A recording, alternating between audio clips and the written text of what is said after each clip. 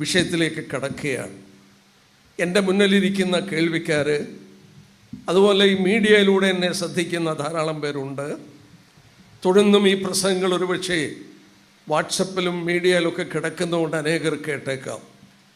ഞാനത് മുന്നിൽ കണ്ടുകൊണ്ട് വളരെ വിശ്വസ്തയോടെ ഞാൻ ഈ വിഷയം, ലോക സംഭവങ്ങൾ ബൈബിളിൻ്റെ വെളിച്ചത്തിൽ ഈ 3 രാത്രികളിൽ വിലയിരുത്താൻ പോവുകയാണ്. ഇന്ന് തുടർമാനമായ യുദ്ധങ്ങൾ ലോകത്തിൻ്റെ നാനാകോണിൽ നടക്കുകയാണ്. റഷ്യയും ഉക്രൈനും തമ്മിലുള്ള യുദ്ധം,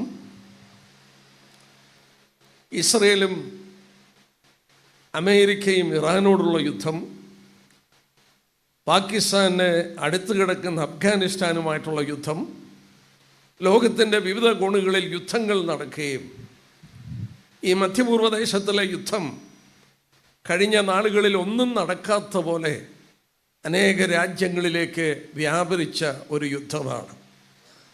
ഇതൊരു ലോകമഹായുദ്ധമായി തീരുമോ എന്ന് പലരും സംശയിച്ചു, ഇന്നും സംശയിക്കുന്നു. അമേരിക്ക അണുബോംബ് ഉപയോഗിക്കുമോ? കാരണം ട്രംപ് പരസ്യമായി പ്രസ്താവിച്ചു, ഒരു സംസ്കാരം ഞാൻ ഇല്ലാതാക്കും. മനുഷ്യൻ വളരെ ഭയമുളവാക്കുന്നൊരു അവസ്ഥയിൽ കഴിയുകയാണ്.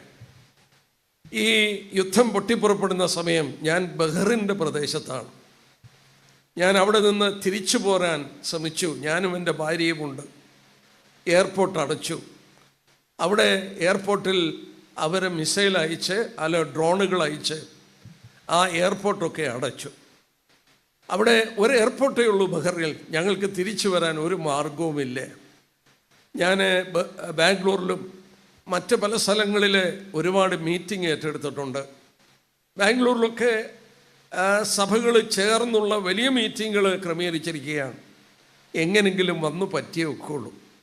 അവസാനം ബൈ റോഡ് സൗദി അറേബ്യയിൽ വന്ന് അവിടെ നിന്ന് ഒരു ചാർട്ടേഡ് ഗൾഫ് എയറിൻ്റെ ഫ്ലൈറ്റിന് 2 സീറ്റ് ഞങ്ങൾക്ക് കിട്ടിയതുകൊണ്ട് നാട്ടിൽ വന്ന് പറ്റാനായിട്ട് സാധിച്ചു. ഒരു യുദ്ധമുഖത്തിൽ എന്താണ് അനുഭവം എന്നുള്ളത് ഞാൻ അവിടെ വെച്ച് മനസ്സിലാക്കി. മധ്യപൂർവ്വ ദേശത്തിലെ മിക്ക രാജ്യങ്ങളും ആ യുദ്ധത്തിൻ്റെ കെടുതിയിൽ കഴിയുകയാണ്. ഇന്നും അതിൽ നിന്ന് മോചനം പ്രാപിച്ചിട്ടില്ലേ.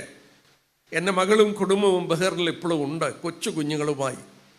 എല്ലാ ദിവസവും പ്രാർത്ഥിച്ചു കൊണ്ടിരിക്കുന്നു. പ്രിയപ്പെട്ടവരോട് ഞാൻ ഓർപ്പിക്കട്ടെ, ഈ വിധത്തിൽ മനുഷ്യൻ ഒരിക്കലും നിരൂപിക്കാത്ത വിധത്തിൽ പ്രശ്നങ്ങൾ ആരംഭിച്ച് നമ്മുടെ അടുക്കളയിലെ ഗ്യാസിന് വരെ ലോകവ്യാപകമായി പ്രശ്നങ്ങൾ ഉടലെടുത്ത് കഴിഞ്ഞപ്പോൾ ഇതിൻ്റെയൊക്കെ പരിണിത ഫലങ്ങൾ എന്താണ്, ഒരു 3 ലോകയുദ്ധം പൊട്ടിപ്പുറപ്പെടുമോ എന്ന് ഒരു സംശയം മനുഷ്യ മനസ്സിലുണ്ടായി.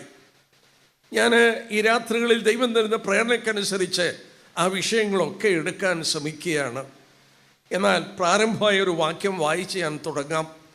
എൻ്റെ മുന്നിലിരിക്കുന്ന പ്രിയപ്പെട്ടവർ, ഈ മീഡിയയിലൂടെ ഒക്കെ എന്നെ കേൾക്കുന്നവരുടെ ആത്മിക നിലവാരം എനിക്ക് അറിഞ്ഞുകൂടാ. കാരണം പൗലോസ് തന്നെ പറഞ്ഞിട്ടുണ്ട്, വചനത്തിൽ കട്ടിയായ ആഹാരമുണ്ട്. ഈ കട്ടിയായ ആഹാരത്തിൽ ഒന്നാണ് ബൈബിളിൻ്റെ പ്രവചന വിഷയങ്ങൾ. നമ്മൾ ഓർക്കണം, വേദപുസ്തകം അത്ഭുതകരമായൊരു ഗ്രന്ഥമാണ്. ആ പുസ്തകത്തെക്കുറിച്ചുള്ള ഒരു വാക്യം ഞാൻ വായിച്ചു കൊള്ളട്ടെ. കാരണം നമ്മുടെ മനസ്സിൽ ഇങ്ങനെയുള്ള സംശയങ്ങളൊക്കെ അങ്കുരിക്കുമ്പോൾ ദൈവം ഒരു കാര്യം നമ്മളോട് പറയുന്നുണ്ട്. യെശയ്യാപ്രവചനം 34-ാം അധ്യായത്തിൻ്റെ 16-ാമത്തെ വാക്യം. യെശയ്യാവ് 34-ന്റെ 16-ാമത്തെ വാക്യം. ബൈബിൾ ഉള്ളവരെൻ്റെ മുന്നിലുണ്ട്, ബൈബിൾ ഇല്ലാത്തവരുണ്ട്. ഏതായാലും ഈ വാക്യങ്ങൾ വായിക്കുമ്പോൾ വളരെ ശ്രദ്ധയോടെ ശ്രദ്ധിക്കുക. യെശയ്യാവ് 34-ന്റെ 16-ാം വാക്യം ദൈവം പറയുന്ന വാക്കാണ്. യഹോവയുടെ പുസ്തകത്തിൽ അന്വേഷിച്ച് വായിച്ചു നോക്കുവീൻ, അവയിൽ ഒന്നും കാണാതിരിക്കില്ല. അവൻ്റെ വായല്ലോ കൽപ്പിച്ചത്, അവൻ്റെ ആത്മാവത്രേ അവയെ കൂട്ടി വരുത്തിയത്. മനുഷ്യ മനസ്സിൽ സംശയങ്ങളൊക്കെ തോന്നുമ്പോൾ എന്തായിരിക്കും ഇതിൻ്റെ പരിണിത ഫലം? ഒരു 3 ലോകയുദ്ധം നടക്കുമോ? അനേക ചോദ്യങ്ങൾ മനുഷ്യൻ്റെ മനസ്സിൽ അങ്കുരിക്കുമ്പോൾ സ്വർഗത്തിലെ ദൈവം മനുഷ്യനോട് സംസാരിക്കുകയാണ്. യഹോവയുടെ പുസ്തകത്തിൽ അന്വേഷിച്ച് വായിച്ചു നോക്കുക. ബൈബിളിന് ദൈവം കൊടുത്ത പേരാണ് യഹോവയുടെ പുസ്തകം. യഹോവ എന്ന വാക്കിന് ഒരർത്ഥമുണ്ട്. ദൈവത്തിന് പല പേരുകൾ ബൈബിളിൽ കൊടുത്തിട്ടുണ്ട്, നമുക്കറിയാം. അതിൽ ഒരു പേര്, ഏറ്റവും അധികം ഉപയോഗിച്ചിരിക്കുന്നൊരു പേരാണ് യഹോവ എന്ന വാക്ക്. ഞാൻ ഒരുപാട് പറയാതെ അതിൻ്റെ അർത്ഥം മാത്രം ഒന്ന് പറയട്ടെ. യഹോവ എന്ന വാക്കിൻ്റെ അർത്ഥം നിത്യനായി നിലകൊള്ളുന്നവൻ എന്നാണ്. നിത്യനായി നിലകൊള്ളുന്നവൻ, മാറ്റമില്ലാത്തവൻ. എൻ്റെ പ്രിയപ്പെട്ട കേൾവിക്കാരോട് പറയട്ടെ, മനുഷ്യന് സമയത്തിൻ്റെ പരിധിയുണ്ട്. അവന് ഇന്ന് നടന്നതും ഇന്നലെയുള്ളതും പറയാൻ കഴിയും, ഭാവി പറയുവാൻ മനുഷ്യന് സാധ്യമല്ല.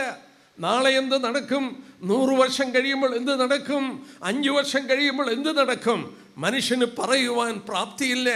എന്നാൽ ആരംഭത്തിൽ അവസാനം അറിയുന്ന, സമയത്തിന് അതീതനായ നിത്യനായ ഒരു ദൈവമുണ്ട്. ആ ദൈവത്തിന് ഒന്നും മറവല്ല. ആ ദൈവം തൻ്റെ പുസ്തകത്തിന് കൊടുത്ത പേരാണ് യഹോവയുടെ പുസ്തകം, നിത്യനായവൻ്റെ പുസ്തകം. ആ പുസ്തകത്തിൽ മനുഷ്യന് വേണ്ടതെല്ലാം വെളിപ്പെടുത്തിയിരിക്കുമ്പോൾ ആ ദൈവം നമ്മോട് പറഞ്ഞു, യഹോവയുടെ പുസ്തകത്തിൽ വായിച്ച് അന്വേഷിച്ചു നോക്കണം. ഒരു കാര്യം കൂടെ ഞാനൊന്ന് ഓർപ്പിച്ചോട്ടെ. ഈ പുസ്തകം നമ്മുടെ കരങ്ങളിൽ തരാൻ ദൈവം 40 എഴുത്തുകാരെ ഉപയോഗിച്ചു. നിങ്ങൾ ഓർക്കണം, ആദ്യത്തെ ഗ്രന്ഥം തുടങ്ങി അവസാനത്തെ ഗ്രന്ഥം വരെ എഴുതി തീർക്കാൻ 1600 വർഷമെടുത്തു. അയ്യോ, എന്തൊരത്ഭുതമാണ്! നമ്മുടെ കൈകളിലിരിക്കുന്ന ബൈബിളിൻ്റെ വിലയൊന്ന് ചിന്തിക്കുക.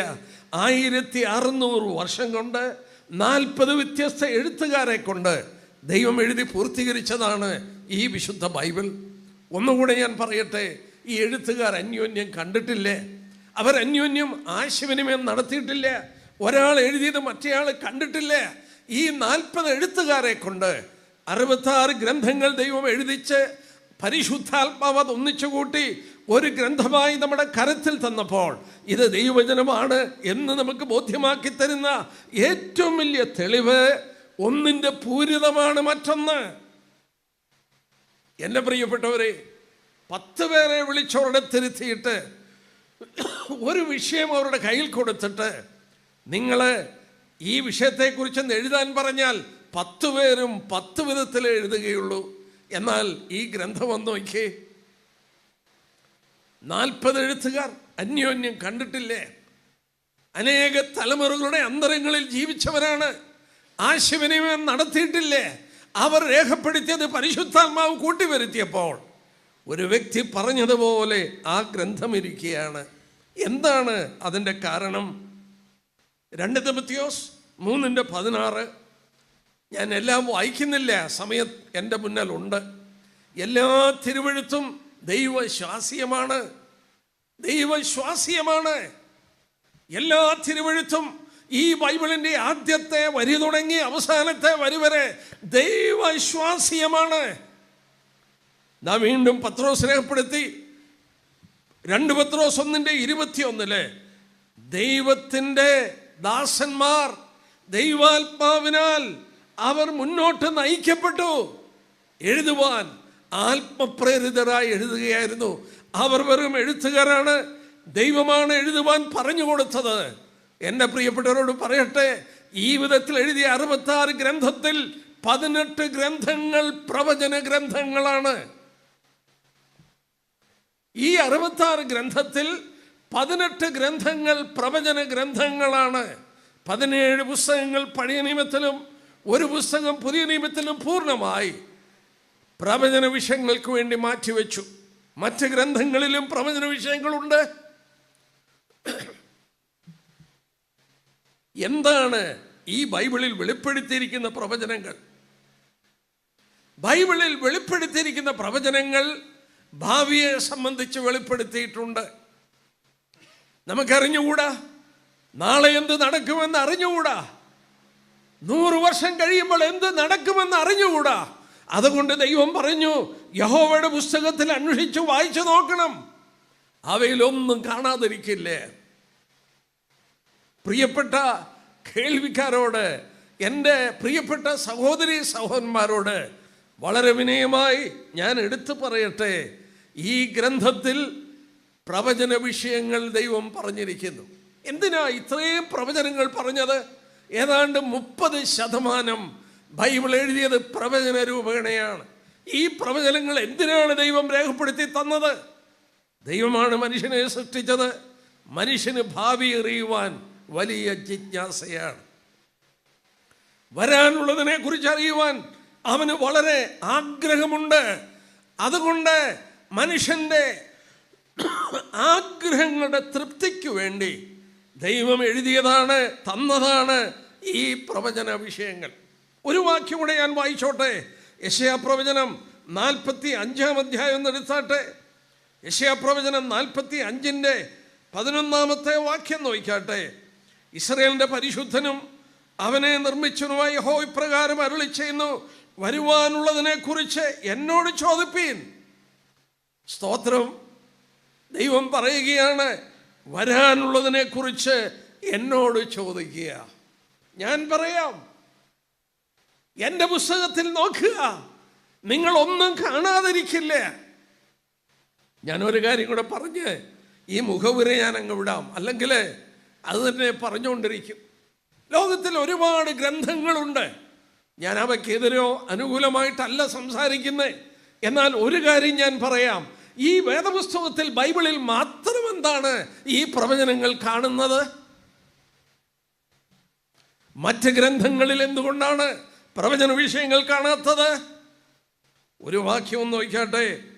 41-ാം അധ്യായം നോക്കിക്കാട്ടെ. യെശയ്യാ പ്രവചനം 41-ാം അധ്യായം. ദൈവം വെല്ലുവിളിക്കുകയാണ്, ദേവന്മാരെ വെല്ലുവിളിക്കുകയാണ്. എങ്ങനെയാ വെല്ലുവിളിക്കുന്നത്? നോക്കിക്കാട്ടെ. യെശയ്യാവ് 41-ന്റെ 21 തൊട്ട്,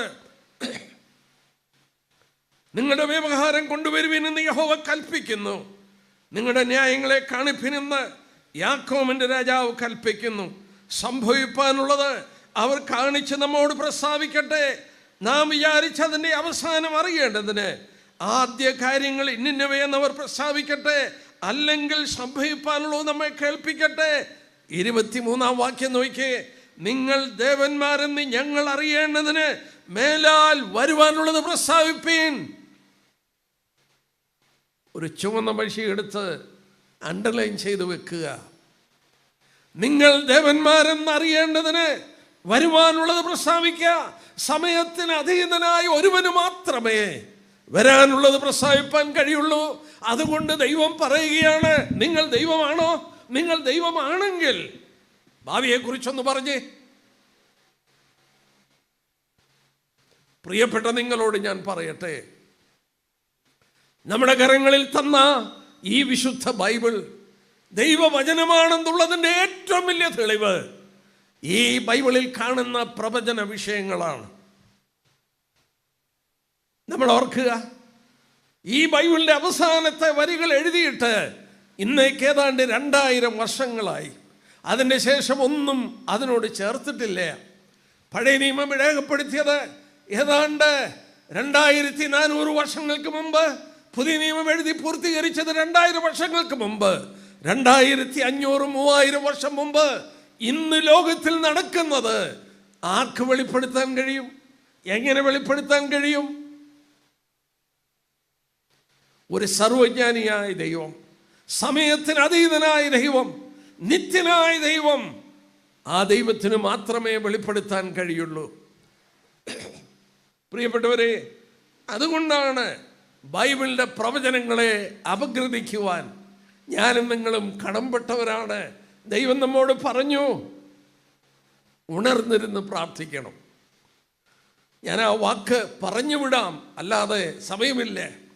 കർത്താവ് തൻ്റെ വരവിനെ കുറിച്ച് പറയുമ്പോൾ ഉണർന്നിരുന്ന് പ്രാർത്ഥിപ്പീൻ. ഇംഗ്ലീഷിൽ വായിച്ചാൽ വാച്ച് ആൻഡ് പ്രേ. ഉറക്കളിച്ചിരിക്കാനല്ല അവിടെ പറഞ്ഞത്.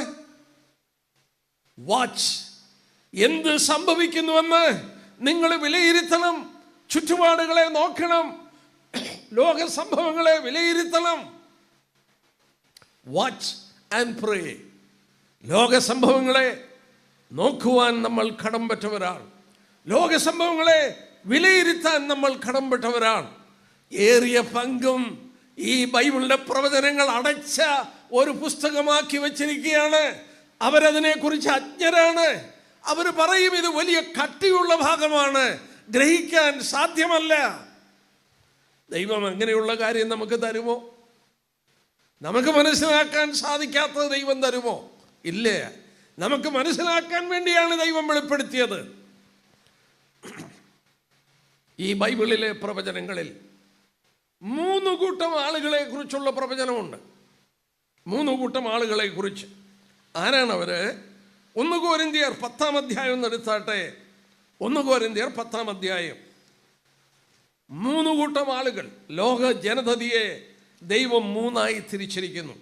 1 കൊരിന്ത്യർ 10-ാം അധ്യായം അതിൻ്റെ 32-ാമത്തെ വാക്യം.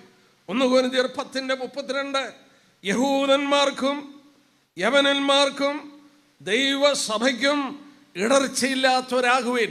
ദൈവം മാനവരാശിയെ 3ആയി തിരിച്ചിട്ടുണ്ട്. യഹൂദൻ, യവനൻ, ദൈവസഭ.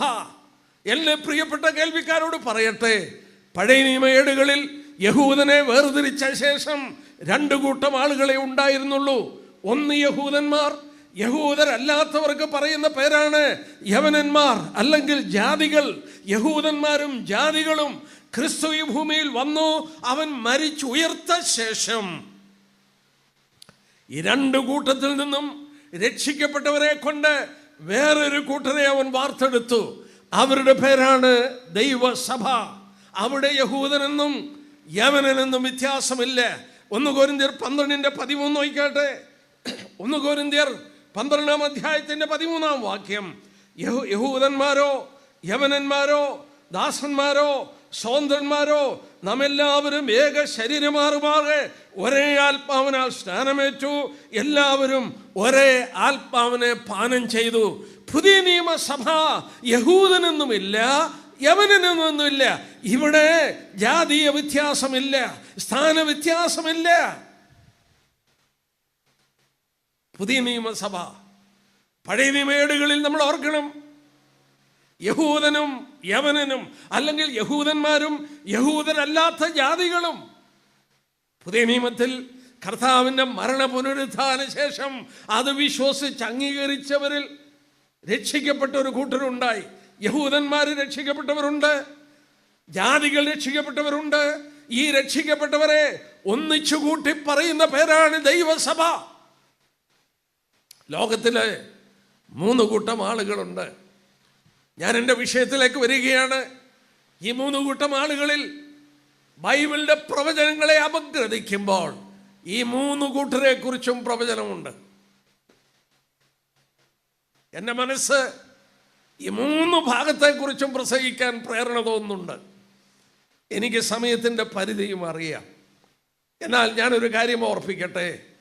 നമ്മൾ എടുത്ത വിഷയം കർത്താവിൻ്റെ 2ാം വരവും ലോക സംഭവങ്ങളുമാണ്.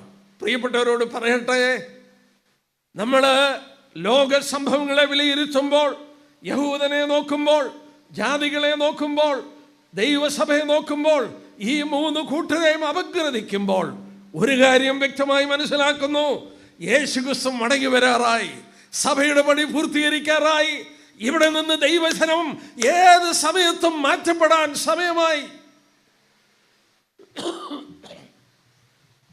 സഭയുടെ പണി ആരംഭിച്ചത് പെന്തിക്കോസ്ത് പെരുന്നാളിലാണ്. പരിശുദ്ധാത്മാവ് ഇറങ്ങി വന്ന് ആത്മസ്നാനത്താൽ ദൈവസഭ രൂപീകരിച്ചു. പിന്നീട് രക്ഷിക്കപ്പെടുന്നവരെ സഭയോട് ചേർത്തുകൊണ്ടിരിക്കുകയാണ്.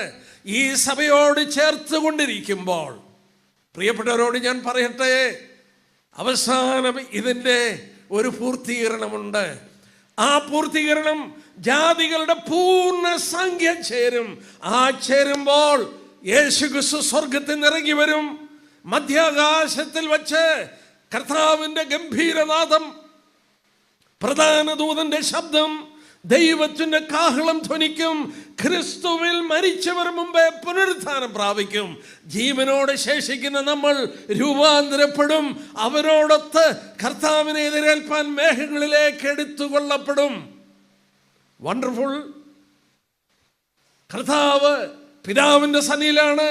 അവിടെ നിന്ന് ഇറങ്ങി വരും. ഭൂമിയിലോട്ടല്ല വരുന്നത്, അവൻ ഇറങ്ങി വരും. എന്നാൽ ഈ ഭൂമിയിൽ നിന്ന് ഒരു കൂട്ടർ മുകളിലോട്ട് പോകും. ആരാണ് മുകളിലോട്ട് പോകുന്നത്? ക്രിസ്തുവിൽ മരിച്ചവർ, യേശുക്രിസ്തുവിനെ രക്ഷകനും കർത്താവുമായി അംഗീകരിച്ച് രക്ഷിക്കപ്പെട്ട് മരിച്ചുപോയവരുണ്ട്. ഇവിടെ അനേകരും മരിച്ചു കിടപ്പുണ്ട്. എന്നാൽ ക്രിസ്തുവിൽ മരിച്ചവർ മുമ്പ് പുനരുത്ഥാനം പ്രാപിക്കും. ജീവനോടെ ശേഷിക്കുന്ന നമ്മൾ, ജീവിച്ചിരിക്കുന്നവരുടെ കൂട്ടത്തിൽ രക്ഷിക്കപ്പെട്ടവരുണ്ട്, രക്ഷിക്കപ്പെടാത്തവരുണ്ട്. ആ രക്ഷിക്കപ്പെട്ടവർ രൂപാന്തരപ്പെടും. 1 കൊരിന്ത്യർ 15-ാം അധ്യായത്തിൽ കണ്ണിമയ്ക്കുന്നതിനിടയിൽ within the twinkling of an eye, കണ്ണടച്ചു തുറക്കുന്ന സമയം കൊണ്ട് രൂപാന്തരം പ്രാപിക്കും. ഈ ഉയർത്തെഴുന്നേറ്റവരോടൊത്ത് യേശുക്രിസ്തുവിനെ എതിരേൽപ്പാൻ മേഘങ്ങളിൽ എടുക്കപ്പെടും. കർത്താവ് സ്വർഗത്തിൽ നിറങ്ങി വരും. നാം അവനെ കണ്ടുമുട്ടുവാൻ കരേറിപ്പോകും. ഈ പോക്കിന്റെ പേരാണ് ഉൽപ്രാപണം, റാപ്ചർ. എൻ്റെ പ്രിയപ്പെട്ടവരോട് ഞാൻ ഓർപ്പിക്കട്ടെ, അതെപ്പം വേണേലും നടക്കാം, എപ്പം വേണേലും നടക്കാം. ഏത് നിമിഷവും ഉൽപ്രാപണം നടക്കാം. ലോക സംഭവങ്ങൾ, പ്രവചന വിഷയങ്ങൾ, നിവൃത്തികൾ വളരെ വ്യക്തമായി, ശക്തമായി നമ്മളെ ഓർപ്പിക്കുന്നു. ഈ ഉൽപ്രാപണം ഏത് സമയവും നടക്കും. തിരിച്ചു വീട്ടിൽ നമ്മൾ ചെന്നു പറ്റുമോ എന്നറിയില്ലേ. കർത്താവിന് വരാം, തടസ്സമായിട്ടൊന്നുമില്ലേ. ആ കാഹളം ധ്വനിക്കുമ്പോൾ കണ്ണിമയ്ക്കിനിടയിൽ നമ്മൾ എവിടെ നിന്ന് പോകും? സ്തോത്രം. എന്തൊരു പ്രത്യാശ, എന്തൊരു മഹത്വപൂർണമായ പ്രത്യാശ. നമ്മുടെ ഓർത്തും 3 കൂട്ടരുണ്ട്. യഹൂദന്മാരുണ്ട്, യവനന്മാരുണ്ട്, ദൈവസഭയുണ്ട്. എന്നാൽ പ്രിയപ്പെട്ടവരോട് പറയട്ടെ, ഈ ദൈവസഭയുടെ പണി എപ്പോഴാണ് തുടങ്ങിയത്? യേശുക്രിസ്തു ഈ ഭൂമിയിൽ വന്നത് യഹൂദന്റെ മധ്യത്തിലോട്ടാണ്. യോഹന്നാന്റെ സുവിശേഷം 1-ാം അധ്യായത്തിൽ ഇങ്ങനെ വായിക്കുന്നു, അവൻ സ്വന്തത്തിലേക്ക് വന്നു, സ്വന്തക്കാരവനെ കൈക്കൊണ്ടില്ല. മത്തായിയുടെ സുവിശേഷം നോക്കിയാട്ടെ, 10-ാം അധ്യായം എടുത്താട്ടെ. യേശുക്രിസ്തു ശിഷ്യന്മാരെ പറഞ്ഞയക്കുന്നു. 12 ശിഷ്യന്മാരെ പറഞ്ഞയക്കുകയാണ്. എങ്ങോട്ടാ പറഞ്ഞയക്കുന്നത്? അതിൻ്റെ 10-ാം അധ്യായത്തിൻ്റെ 5-ാം വാക്യം. ഈ 12 പേരെയും യേശു അയക്കുമ്പോൾ അവരോട് ആജ്ഞാപിച്ച എന്തെന്നാൽ, ജാതികളുടെ അടുക്കൽ പോകാതെയും ശമര്യരുടെ പട്ടണങ്ങളിൽ കടക്കാതെയും ഇസ്രായേൽ ഗൃഹത്തിലെ കാണാതെ പോയ ആടുകളുടെ അടുക്കലേക്ക് തന്നെ ചെല്ലുവിൻ. തൻ്റെ ശിഷ്യന്മാരെ അയച്ചത് യഹൂദന്റെ മധ്യത്തിലോട്ടാണ്. അതിൻ്റെ മത്തായി തന്നെ 15-ാം അധ്യായം നോക്കിയേ. മത്തായിയുടെ സുവിശേഷം 15:24 വാക്യം നോക്കിയേ.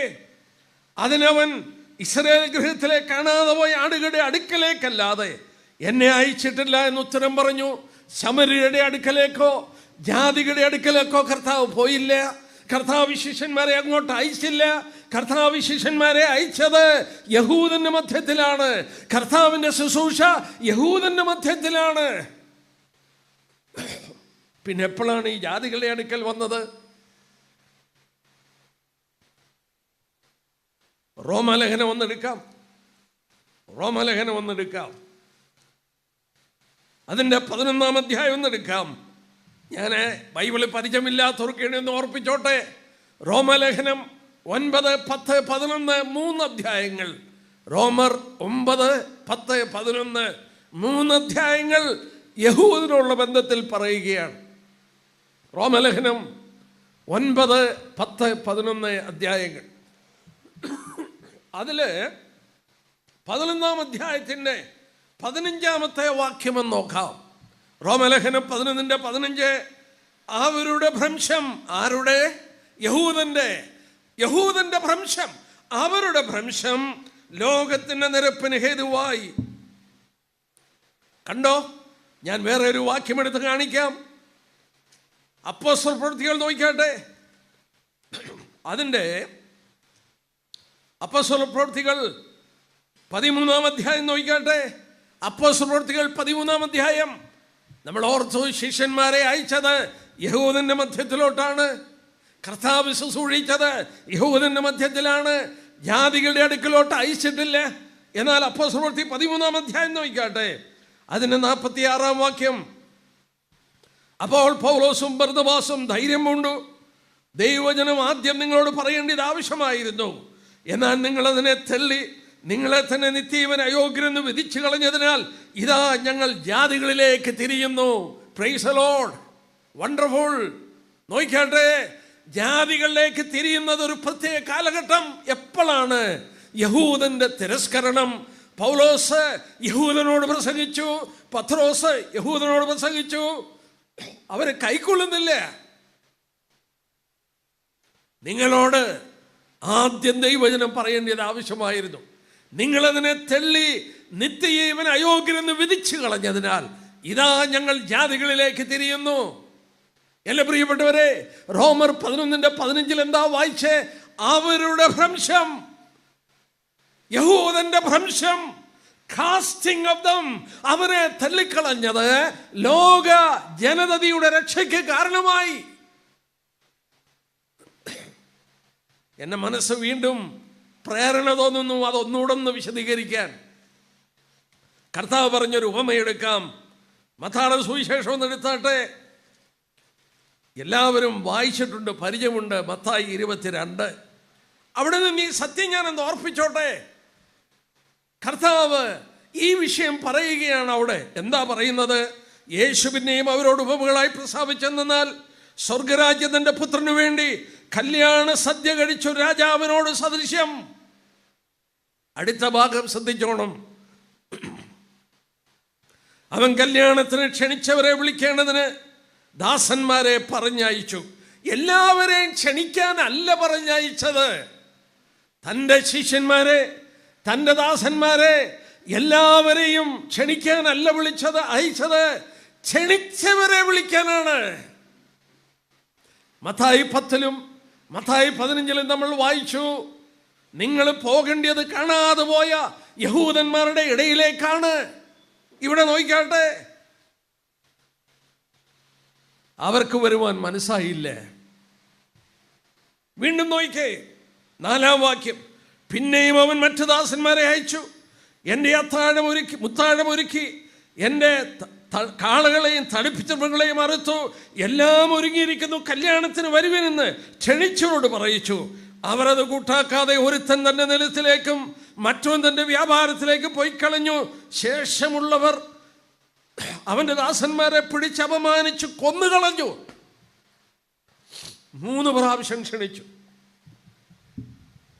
ക്ഷണിച്ചവരെ വിളിക്കേണ്ടതിന് പിതാവായ ദൈവം നേരിട്ട് ക്ഷണിച്ചതാണ്.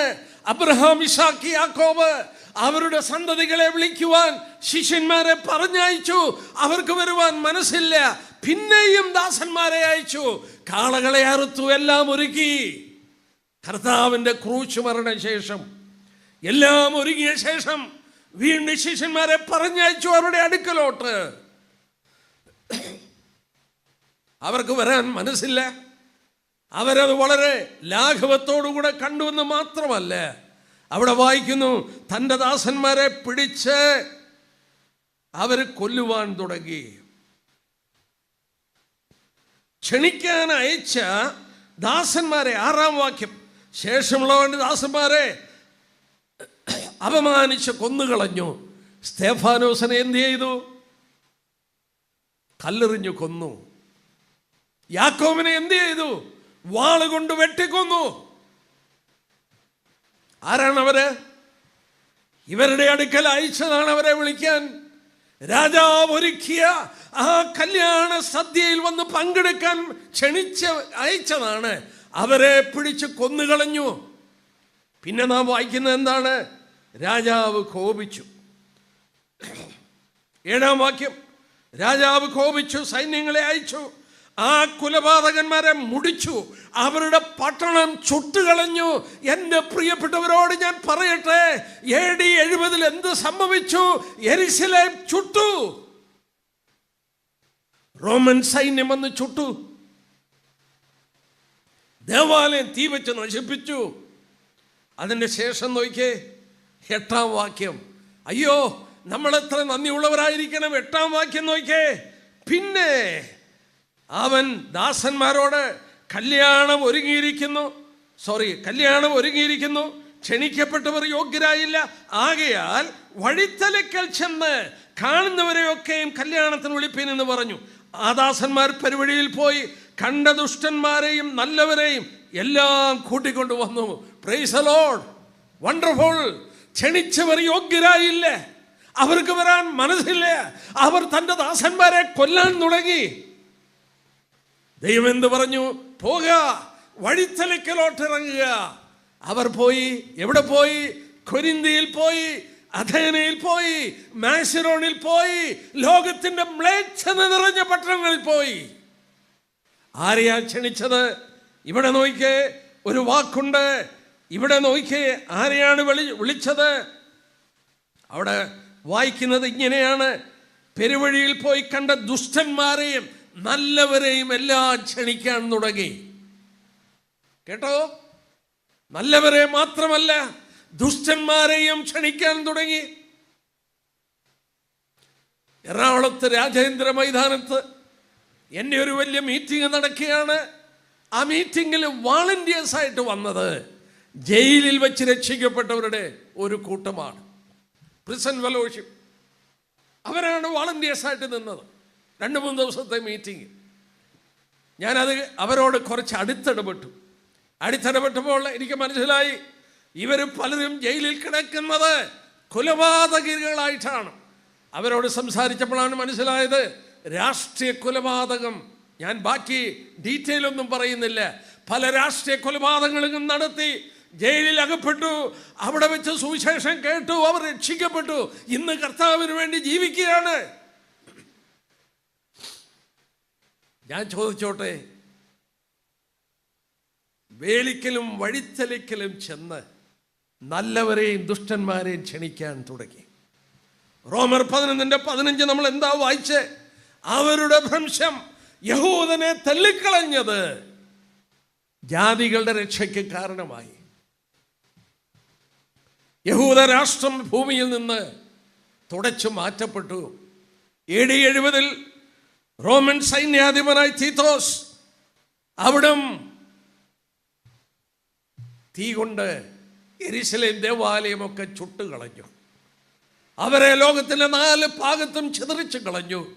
AD 135 റോമൻ എംപറർ ഹേഡ്രിയൻ കൽപ്പന പുറപ്പെടുവിച്ചു, ജീവൻ വേണോ, ഇവിടെ നിന്ന് യഹൂദൻ പൊയ്ക്കോണം. അങ്ങനെ ഒരു യഹൂദനും പലസ്തീന്റെ മണ്ണിലില്ലാതെ പറിച്ചു കളഞ്ഞു. ലോകത്തിന്റെ 4 കോണിൽ അവരെ തള്ളിക്കളഞ്ഞു. ആ സമയത്ത് ദൈവം വേറൊരു പ്രവൃത്തിയിൽ ഏർപ്പെട്ടു തൻ്റെ നാമത്തിന് വേണ്ടി. നമുക്ക് നോക്കാം, അപ്പോസ്തലപ്രവൃത്തികളിലേക്ക് കടന്നു വരാം.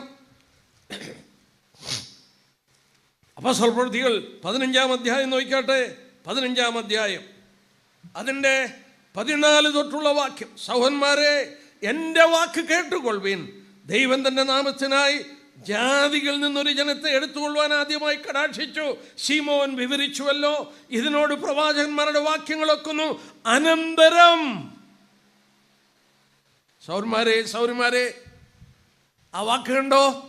അനന്തരം ദാവീദിന്റെ വീണുപോയ കൂടാരങ്ങളെ വീണ്ടും പണിയും. യഹൂദനെ തള്ളിക്കളഞ്ഞു. ഇന്ന് ദൈവം എന്താ ചെയ്യുന്നത്? ജാതികളുടെ ഇടയിൽ നിന്ന് ഞാനും നിങ്ങളും ആരാണ്? നമ്മൾ യഹൂദരല്ല. നമ്മുടെ പൂർവ്വപിതാക്കന്മാർ ബിംബങ്ങളെ ആരാധിച്ചിരുന്നവരാണ്. നമ്മുടെ അടുക്കൽ സുവിശേഷം വന്നു, മിഷണറിമാർ ഇവിടെ വന്നു, നാം ഒക്കെ രക്ഷിക്കപ്പെട്ടു, നമ്മുടെ കർത്താവിനെ സ്വീകരിച്ചു. അവരുടെ ഭ്രംശം ലോകത്തിലെ നിരപ്പിന് കാരണമായി. നല്ലവരെയും ദുഷ്ടന്മാരെയും കൂട്ടിക്കൊണ്ടുവരാൻ പറഞ്ഞു. അങ്ങനെയുള്ളവരെയൊക്കെ വിളിച്ചുകൊണ്ടുവരാൻ തുടങ്ങി. ഇവിടെ നോക്കിയേ, ഇന്ന് നടക്കുന്ന പണി അതാണ്. ജാതികളുടെ മധ്യത്തിൽ നിന്ന് ഒരു ജനത്തെ ദൈവം എടുക്കുകയാണ്. എന്നാൽ ആ 16-ാമത്തെ വാക്യം അനന്തരം, ഇംഗ്ലീഷിൽ വായിച്ചാൽ after this I will rebuild the fallen tabernacle of David. After this, after what? ജാതികളുടെ ഇടയിൽ നിന്ന് ഒരു ജനത്തെ ഞാൻ എടുക്കുകയാണ്. അവരുടെ സംഖ്യ പൂർത്തീകരിച്ചു കഴിയുമ്പോൾ ഞാൻ വീണ്ടും യഹൂദനെ പണിയാൻ തുടങ്ങും. സഹോദരന്മാരെ, ഞാൻ ഇനിയും വിഷയത്തിലേക്ക് കടന്നു വരട്ടെ. AD 70 രാജ്യം നശിപ്പിക്കപ്പെട്ട് കർത്താവ് പറഞ്ഞു, ലൂക്കോസ് 21, ഞാൻ വായിക്കാതെ പറയട്ടെ, നിങ്ങൾ വാളിന്റെ വായ്ത്തലയാൽ വീഴും, സകല ജാതികളിലേക്ക് നിങ്ങൾ ബദ്ധരായി പോകും. അതിനെത്രയോ വർഷം മുമ്പ് മോശ പറഞ്ഞു, നിങ്ങളെ ഭൂമിയുടെ ഒരറ്റം മുതൽ മറ്റേ അറ്റം വരെ ചിതറിക്കും. ആവർത്തനം 28-64 വായിക്കുന്നില്ല, പറഞ്ഞു പോവുകയാണ്. യഹൂദനെ ലോകത്തെ മുഴുവൻ ചിതറിച്ചു. ഞാൻ ജീവിക്കുന്നത് കൊച്ചിയിലാണ്, എറണാകുളം. കൊച്ചിയിലും അവർ വന്ന് വാർത്തു. ഈ ലോകത്തിന്റെ മധ്യഭാഗത്ത് വാർത്ത യഹൂദൻ എങ്ങനെയാണ് കൊച്ചിയിൽ വന്ന് വാർത്തത്? എങ്ങനെയാ കൊച്ചി വന്നത്? ഞാൻ ഓസ്ട്രേലിയയിൽ പോയി. ഇവിടെ നിന്ന് ഒരുപാട് ദൂരമാണ് ഓസ്ട്രേലിയ. പ്ലെയിനിൽ പോകുമ്പോൾ തന്നെ എത്രയോ മണിക്കൂറിരുന്ന് വളരെ തളർന്നു പിടിച്ചാണ് അങ്ങ് ചെല്ലുന്നത്. കാരണം അതുപോലെ ദൂരമാണ്. അവിടെ ചെന്നപ്പോൾ കാണാം, അവിടെയുണ്ട് യഹൂദന്മാർ. നിങ്ങൾ വാളിന്റെ വായ്ത്തലയാൽ വീഴും, സകല ജാതികളിലേക്ക് നിങ്ങളെ ചിതറിക്കൊണ്ടു പോകും. അവരെ ലോകത്തിലാകമാനം ചിതറിച്ചു. എന്നാൽ അങ്ങനെ ഒരു രാജ്യമില്ലാതെ കിടന്നപ്പോൾ ദൈവം ദൈവസഭയുടെ പണി നടത്തുകയാണ്. തൻ്റെ നാമത്തിനു വേണ്ടി ജാതികളിൽ നിന്ന് ജനത്തെ എടുത്തുകൊള്ളുകയാണ്. എന്നാൽ ഈ ദൈവസഭയുടെ പണി പൂർത്തീകരിച്ചു കഴിയുമ്പോൾ നമ്മൾ അപ്പോസ്തലപ്രവൃത്തി 15 അതാ വായിച്ചത്. തൻ്റെ നാമത്തിനായി ഒരു ജനത്തെ എടുക്കുന്നു. അതിൻ്റെ ശേഷം after this I will rebuild the fallen tabernacle of David, വീണുപോയ ദാവീദിന്റെ കൂടാരത്തെ ഞാൻ വീണ്ടും പണിയും. എപ്പോഴാണ് പണിയുന്നത്? സഭയുടെ പണി പൂർത്തീകരിച്ചു കഴിയുമ്പോൾ. ഇന്നെന്തുകൊണ്ടാണ് ഒരു യഹൂദ രാഷ്ട്രം? വൈ? ഇന്ന് അസാധ്യങ്ങളുടെ നടുവിൽ അസാധ്യം. നിങ്ങൾ ഓർക്കണം, പലസ്തീൻ്റെ ആ യഹൂദ രാജ്യം പറന്നു വീണിരിക്കുന്നത് 23 ഇസ്ലാമിക് രാജ്യങ്ങളുടെ നടുക്കാണ്. 23 ഇസ്ലാമിക് രാജ്യങ്ങൾ, അവരുടെ നടുക്ക് ഒരു കൊച്ചു പൊട്ടുപോലെ 470 കിലോമീറ്ററേ ഉള്ളൂ രാജ്യത്തിന്റെ നീളം. വീതി കൂടിയ ഭാഗം 135 കിലോമീറ്ററേ ഉള്ളൂ. കേരളത്തിന്റെ 2 ഡിസ്ട്രിക്റ്റിന്റെ വലുപ്പം കാണും. അവരെ കൊന്നൊടുക്കാൻ ചുറ്റും കിടക്കുന്നവർ നോക്കുകയാണ്. എത്ര യുദ്ധങ്ങളാണ് നടക്കുന്നത് അവരുള്ള ബന്ധത്തിൽ. അവരെന്താണ് ഇന്നും വിജയത്തിന്റെ കൊടി പാറിച്ചുകൊണ്ടിരിക്കുന്നത്? വലിയൊരു ചോദ്യചിഹ്നം. എന്റെ പ്രിയപ്പെട്ടവരോട് പറയട്ടെ, ലോക സംഭവങ്ങൾ യേശുക്രിസ്തുവിന്റെ വരവിനുള്ള ബന്ധത്തിൽ എന്തെങ്കിലും നടക്കണമെങ്കിൽ യഹൂദൻ മടങ്ങി വന്നിരിക്കണം. കാലത്തിന്റെ അന്ത്യം യേശുക്രിസ്തുവിന്റെ മടങ്ങി വരുവാണ്. യേശുക്രിസ്തു മടങ്ങി വന്ന് ലോക സംഭവങ്ങൾ അവസാന നിമിഷങ്ങളിലേക്ക് മാറണമെങ്കിൽ യഹൂദൻ മടങ്ങി വന്നിരിക്കണം. അവർ മടങ്ങി വരുന്നത് സാധ്യമല്ലായിരുന്നു. ഞാൻ എൻ്റെ രക്തച്ചുരുക്കം പറയാം. കാരണം ഇന്ന് രാത്രിയിൽ അത് പറഞ്ഞ ശേഷം നാളെ തൊട്ട് നമുക്ക് കുറച്ചുകൂടെ ആഴത്തിലുള്ളത് ചിന്തിക്കണം. ഞാൻ ഇന്നിത് പറയാതെ പോയാൽ പ്രിയപ്പെട്ട നിങ്ങൾക്ക് മറ്റുള്ളത് ഗ്രഹിക്കാൻ കഴിയില്ല. യെരമ്യാ പ്രവചനം എന്നെടുത്ത് ലോകത്തിൽ ഇങ്ങനെ ചിതറിക്കിടക്കുന്ന യഹൂദനുണ്ടല്ലോ, രാജ്യമില്ലാതെ കിടക്കുകയാണ്. 2000 വർഷമായി രാജ്യമില്ല, മടങ്ങി വരുവാൻ സാധ്യമല്ല. പക്ഷെ ദൈവം ഒരു കാര്യം പറഞ്ഞു. യെരമ്യാവിനോട് പറഞ്ഞു, നീ ഒരു പുസ്തകം എടുക്കണം, ഞാൻ പറയുന്നത് ഒരു പുസ്തകത്തിൽ എഴുതി വെക്കണം. എന്താ എഴുതി വെക്കാൻ പറഞ്ഞത്? യെരമ്യാ പ്രവചനം 30-ാം അധ്യായം നോക്കിയേ. 30-ാം അധ്യായത്തിന്റെ ആദ്യത്തെ വാക്യം തുടങ്ങി. യഹോവയിൽ നിന്ന് യെരമ്യാവിനുണ്ടായ അരുളപ്പാട് എന്തെന്നാൽ, ഇസ്രായേലിന്റെ ദൈവമായ യഹോവ ഇപ്രകാരം അരുളി ചെയ്യുന്നു, സകല വചനങ്ങളെയും ഒരു പുസ്തകത്തിൽ എഴുതി വെക്കുക. എന്താ ദൈവമേ എഴുതാൻ പറഞ്ഞത്? ഞാൻ ഇസ്രായേലും യഹൂദയുമായ എൻ്റെ ജനത്തിൻ്റെ പ്രവാസം മാറ്റുവാനുള്ള കാലം വരുമെന്ന് യഹോവയുടെ അരുളപ്പാട്. ഞാൻ അവരുടെ പിതാക്കന്മാർക്ക് കൊടുത്ത ദേശത്തിലേക്ക് അവരെ മടക്കി വരുത്തും. 2600 വർഷം മുമ്പ് യെരമ്യാവിലൂടെ ദൈവം പറഞ്ഞു, എഴുതി വെക്കണം. ചരിത്രത്തിൽ ഒരു കാലഘട്ടം വരും, ഒരു സമയം വരും, ഞാൻ അവരെ മടക്കി വരുത്തും. മടക്കി വരുത്തുക മാത്രമല്ല, ഞാൻ അവരുടെ പിതാക്കന്മാർക്ക് കൊടുത്ത ദേശത്തിലേക്ക് അവരെ കൊണ്ടുവരും. അബ്രഹാമിനോട് രക്ത ഉടമ്പടിയാൽ, നിത്യ ഉടമ്പടിയാൽ കൊടുത്തൊരു സ്ഥലമുണ്ട്.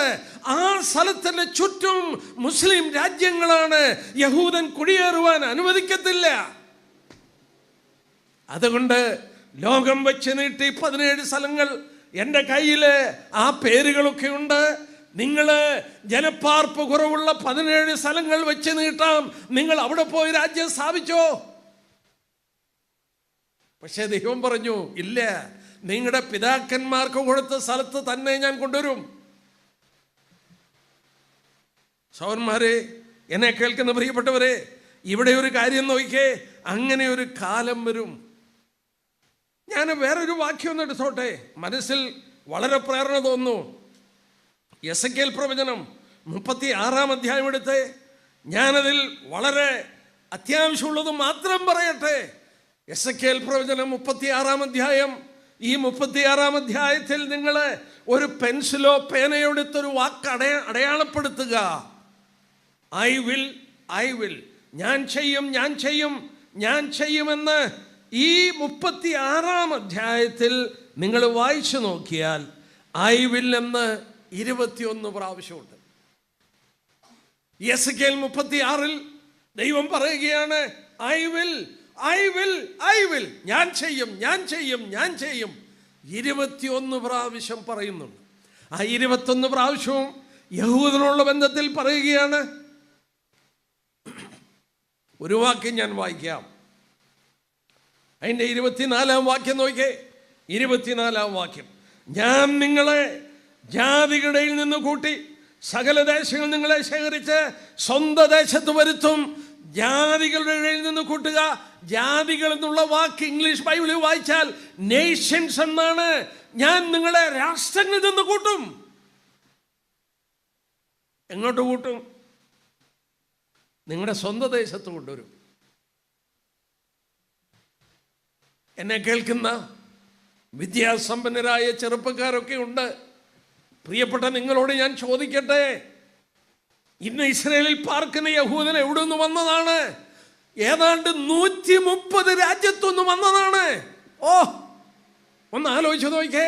ഇന്ന് യഹൂദയിൽ പാർക്കുന്നവർ, ഇസ്രായേലിലുള്ള ജനങ്ങളെ ദൈവം 130 രാജ്യത്തുനിന്ന് വരുത്തി, മറ്റ് രാജ്യങ്ങളിൽ നിന്ന് വരുത്തി.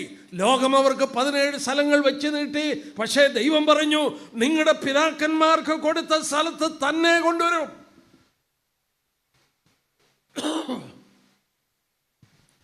എന്തിനാ ദൈവം ഇപ്പം കൊണ്ടുവന്നേ? ഒരു വാക്യം കൂടെ ഒന്ന് എടുത്തോട്ടെ. യെരമ്യാ പ്രവചനം, അവിടെ നിന്ന് 2 വാക്യം ഞാൻ കാണിച്ചോട്ടെ. കഴിഞ്ഞ 2000 വർഷം 16-ാമത്തെ വാക്യം. യെരമ്യാ പ്രവചനം 16-ാമത്തെ അധ്യായത്തിൻ്റെ 13-ാം വാക്യത്തിൻ്റെ അവസാനം ഇങ്ങനെ വായിക്കുന്നു, അവിടെ ഞാൻ നിങ്ങൾക്ക് കൃപ കാണിക്കയില്ല. നിങ്ങൾ ദേശത്ത് നടക്കുമ്പോൾ, അന്യദേശത്ത് കിടക്കുമ്പോൾ നിങ്ങളോട് ഞാൻ കൃപ കാണിക്കത്തില്ല. എന്നാൽ 102-ാം സങ്കീർത്തനം ഒന്നെടുത്ത്, 102-ാം സങ്കീർത്തനം ബൈബിളുള്ളവരൊന്ന് എടുത്താട്ടെ. 102-ാമത്തെ സങ്കീർത്തനം, അവിടെ നമുക്കൊന്ന് വായിച്ചു നോക്കാം. കഴിഞ്ഞ 2000 വർഷം ദൈവം കൃപ കാണിച്ചില്ല.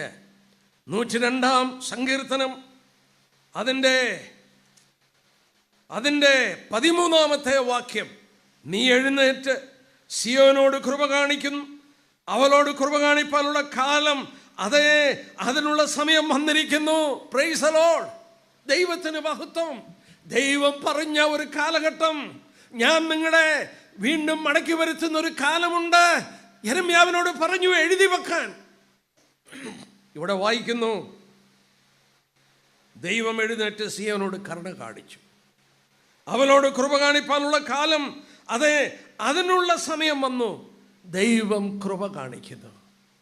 യഹൂദനെ മടക്കി കൊണ്ടുവന്നു. അവിടെ നോക്കിക്കാട്ടെ, നിന്റെ ദാസന്മാർക്ക് അവളുടെ കല്ലുകളോട് താല്പര്യം, അവളുടെ പൂഴിയോട് അനിവും തോന്നുന്നു.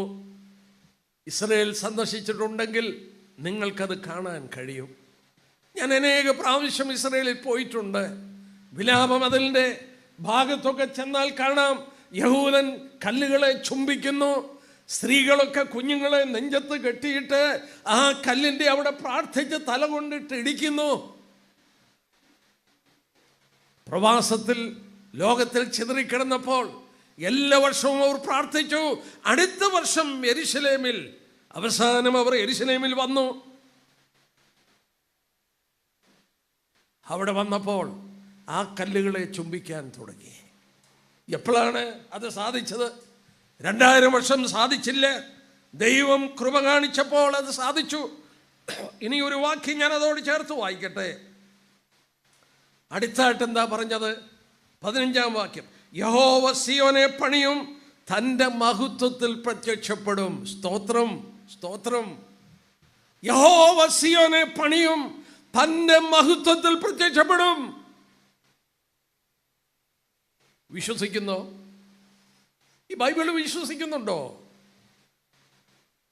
ഈ പറഞ്ഞ വാക്യങ്ങളൊക്കെ വിശ്വസിക്കുന്നുണ്ടോ? ഉണ്ടോ? ദൈവം പറയുകയാണ്, ഞാൻ യഹൂദനോട് കൃപ കാണിക്കുന്ന ഒരു കാലമുണ്ട്, ഞാൻ അവരെ പണിയുന്നൊരു കാലമുണ്ട്. അന്നവർ വന്ന് കല്ലുകളെ ചുംബിക്കും. ഇത് സംഭവിക്കുമ്പോൾ, യഹോവ സിയോനെ പണിയുമ്പോൾ അവൻ തന്റെ മഹത്വത്തിൽ പ്രത്യക്ഷപ്പെടും. അത് മഹത്വ പ്രത്യക്ഷതയാണ്. അതിന് 7 വർഷം മുമ്പെങ്കിലും കാഹളം ധ്വനിച്ച് ഉൽപ്രാവണം നടക്കണം. ഞാനും നിങ്ങൾ ഇവിടെ നിന്ന് പോകണം.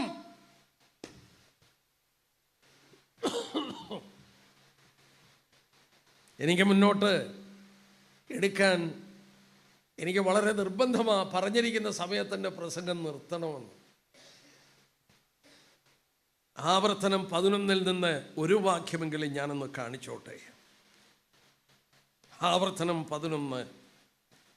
സൗരന്മാരെ, ഞാനും നിങ്ങൾ ജീവിക്കുന്നത് ഒരു പ്രത്യേക കാലഘട്ടം. ആവർത്തന പുസ്തകം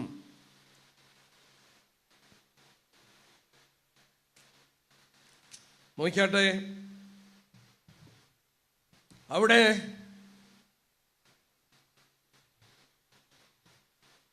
ക്ഷമിക്കണേ, ആവർത്തന പുസ്തകം അവിടെ നമ്മൾ എടുത്ത് വായിക്കുന്നുണ്ട്. അതായത് ഇവരെ മടങ്ങി വരുമ്പോൾ ദൈവം മാനവരാശിക്ക് കൊടുത്തിരിക്കുന്ന ഒരു അടയാളമാണ് 28-ാം അധ്യായം. ക്ഷമിക്കണേ, ആവർത്തന പുസ്തകം 28-ാം അധ്യായം. 28-ാം അധ്യായം 28-ാം അധ്യായം മുഴുവൻ യഹൂദനെ കുറിച്ച് പറയുകയാണ്. പറഞ്ഞിട്ട് പറയുന്ന വാക്ക് നോക്കിയാട്ടെ, 45 അവ അടയാളവും അത്ഭുതവുമാണ്. യഹൂദന് സംഭവിക്കുന്നത് അടയാളമാണ്, അത്ഭുതമാണ്. It is a sign. അതൊരടയാളമാണ്.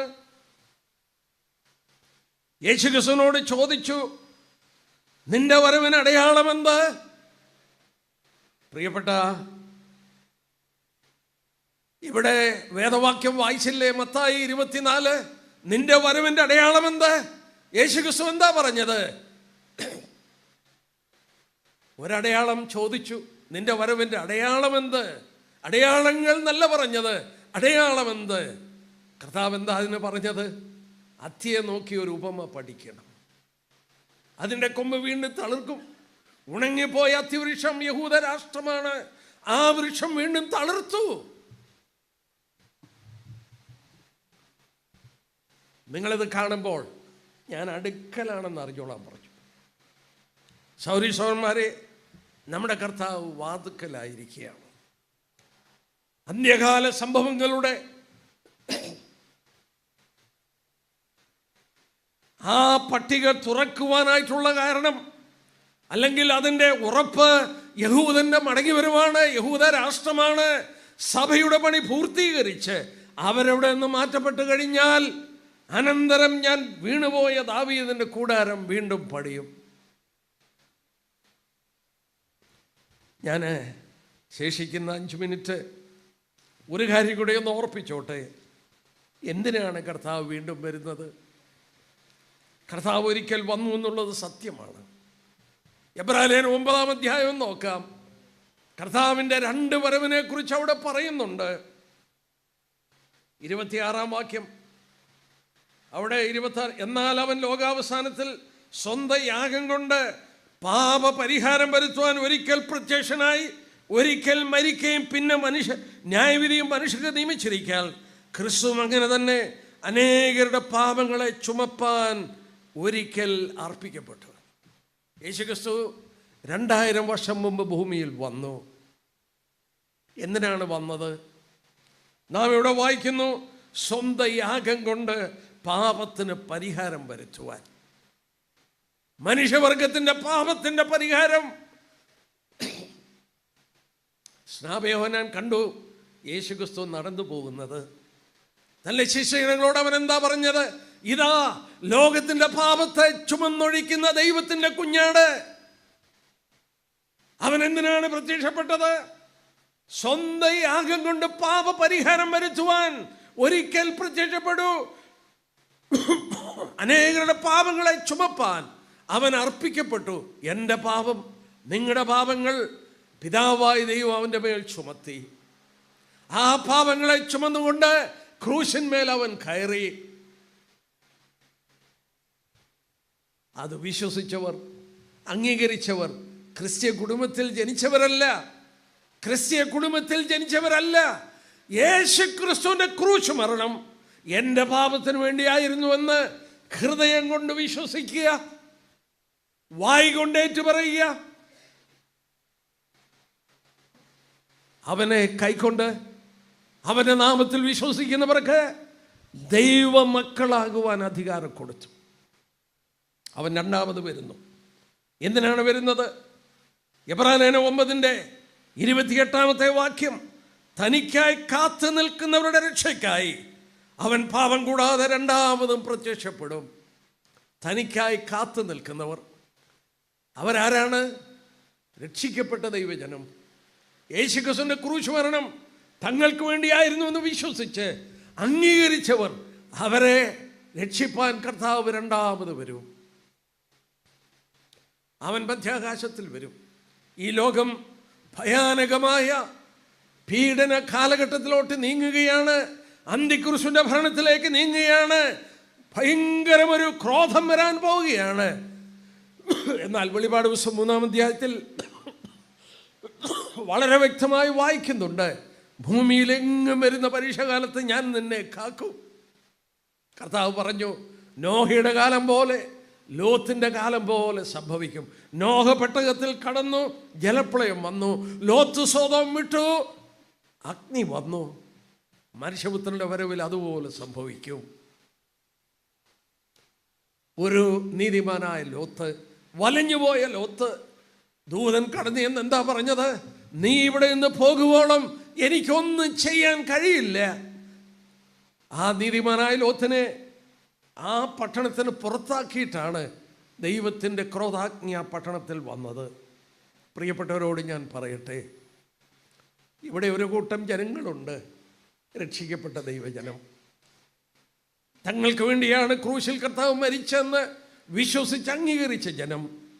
അവൻ 1ാമത് വന്നത് ഏതാണ്ട് 300 പ്രവചനങ്ങൾ നിവർത്തിച്ചുകൊണ്ട് യേശുക്രിസ്തു 1ാമത് വന്നത് മാനവരാശിയുടെ പാപത്തിൻ്റെ പരിഹാരം വരുത്തുവാൻ. ഇനിയും അവൻ 2ാമത് വരുന്നത് തനിക്കായി കാത്തു നിൽക്കുന്നവരുടെ രക്ഷയ്ക്കായി. നിങ്ങളേത് കൂട്ടത്തിലാണ്? അവന് വേണ്ടി കാത്തിരിക്കുന്നവരുടെ കൂട്ടത്തിലാണോ? ഞാൻ എൻ്റെ പ്രസംഗം ഇവിടെ നിർത്തുകയാണ്. എൻ്റെ പരിമിതമായ സമയത്തിൻ്റെ ഉള്ളിൽ ഞാൻ ചൂണ്ടിക്കാണിച്ചു, ഇസ്രായേൽ രാഷ്ട്രം മടങ്ങി വന്നിരിക്കുന്നത് ഏറ്റവും വലിയ തെളിവാണ്. നാം ജീവിക്കുന്നത് കാലത്തിൻ്റെ അന്ത്യത്തിലാണ്. നാളെ നമുക്ക് നോക്കാം. ഒരു 3-ാം ലോകമഹായുദ്ധം, ഒരു ന്യൂക്ലിയർ യുദ്ധം ഇവരോടുള്ള ബന്ധത്തിൽ സംഭവിക്കാൻ പോവുകയാണ്. ഇന്ന് നടക്കുന്ന യുദ്ധങ്ങളൊക്കെ അതിലേക്ക് കലാശിക്കും. നാളെ അത് ചിന്തിക്കാം. നാം വന്നെത്തിയത് കാലത്തിൻ്റെ അവസാന ദിവസങ്ങളിലാണ്. ഈ കർത്താവിനെ ഇന്നുവരെയും രക്ഷകനും കർത്താവുമായി സ്വീകരിക്കാത്തവരെന്നെ കേൾക്കുന്നെങ്കിൽ, നിങ്ങളുടെ രക്ഷയുടെ ഉറപ്പ് നിങ്ങൾക്കില്ലെങ്കിൽ, ഈ കർത്താവിനെ ഈ രാത്രിയിൽ സ്വീകരിച്ച് രക്ഷിക്കപ്പെട്ട് ആ ഉറപ്പുള്ളവരായി സന്തോഷവും സമാധാനമുള്ളവരായി തീരുവാൻ ദൈവം ഇടയാക്കട്ടെ. രക്ഷിക്കപ്പെട്ട ദൈവജനം, അവനെ കാണാൻ നമ്മൾ സമയമായി. അവനിൽ പ്രത്യാശയുള്ളവനൊക്കെ അവൻ നിർമ്മലനായിരിക്കുന്ന പോലെ തന്നെത്താൻ നിർമ്മലീകരിക്കും. നമ്മെ തന്നെ ശുദ്ധീകരിച്ച് അവനെ കാത്ത് നമുക്കിരിക്കാം. അവൻ്റെ വലിയ നാമം മഹത്വപ്പെടട്ടെ. ഇന്ന് കടന്നു വന്ന എല്ലാവരെയും ഓർത്ത് ദൈവത്തെ സ്തുതിക്കുന്നു. നാളെയും മറ്റന്നാളും വരാനിരിക്കുന്ന സംഭവങ്ങൾ കുറച്ചുകൂടെ ഗൗരവമായി നമുക്ക് ചിന്തിക്കാം.